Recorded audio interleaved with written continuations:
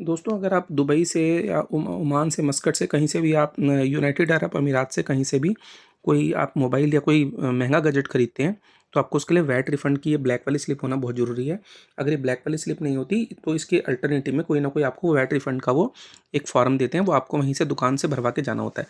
अगर आपने इस तरह का कोई भी फ़ॉर्म नहीं भरवाया है तो फ्रेंड्स इस तरह से आपको, या ये आपके पास ब्लैक स्टिकर नहीं है तो आपको वैट रिफ़ंड नहीं होगा। तो अगर आप इस तरह से कोई भी पीओएस जो स्लिप होती है इनकी, ये पीओएस स्लिप भी आपको रखनी होती है। पीओएस मतलब जो पॉइंट ऑफ सेल्स होती है स्लिप, जो जब भी आप कार्ड अपना स्वाइप करते हैं तो आपको जनरली वाली पर्ची मिल जाती है। तो अगर आप ये वाली पर्ची आपके पास, ये भी इसको जनरली नहीं मांगा जाता है, पीओएस की पर्ची से कोई मतलब नहीं होता है। लेकिन हाँ फ्रेंड्स, ये वाला बिल आपके पास ज़रूर होना चाहिए। आप देखिए ये वाला बिल जो है ये आपके पास ज़रूर होना चाहिए।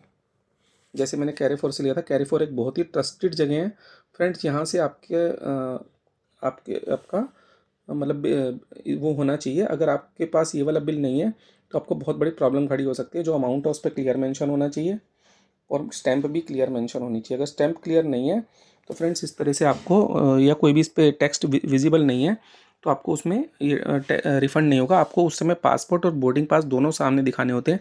हाँ दोस्तों, कस्टम में क्लियरेंस में क्या क्या प्रॉब्लम आती है। कस्टम क्लियरेंस में फ्रेंड्स क्या प्रॉब्लम आती है कि आपसे पूछेंगे कि आप मोबाइल फ़ोन लाए हैं, कि आप कोई गोल्ड लाए हैं, वहाँ से क्या क्या लाए हैं।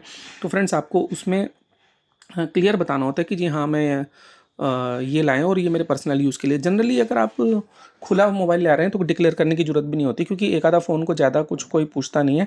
लेकिन अगर आप ज़्यादा फ़ोन लेके जा रहे हैं, जैसे आप 4-5 आईफ़ोन ले लेते हैं, 6-8 आईफ़ोन ले लेते हैं, तो नॉर्मल सी बात है, वो सोचते हैं कि सेल करने के लिए ले जा रहे हैं। या तो आपके पास सबका वैलिड रीज़न होना चाहिए कि आप अपने मम्मी पापा बहन सबके लिए लेके जा रहे हैं, और जितने भी मतलब जो खास घर में लोग हैं उनके लिए लेके जा रहे हैं। ऐसा कोई आपके पास उसको ओपन करके वो सबका सिम उसमें डला होना चाहिए। अगर आप इस तरह से बंद करके ले जाते हैं, सील्ड पैक ले जाते हैं बॉक्स को इस तरह से, तो वो वैलिड नहीं होता है। फ्रेंड्स अगर आपको इस तरह से कोई भी क्वेश्चन पूछना है, आप इस तरह का कोई भी क्वेश्चन पूछना चाहते हैं तो मुझे प्लीज़ कमेंट बॉक्स में लिखें।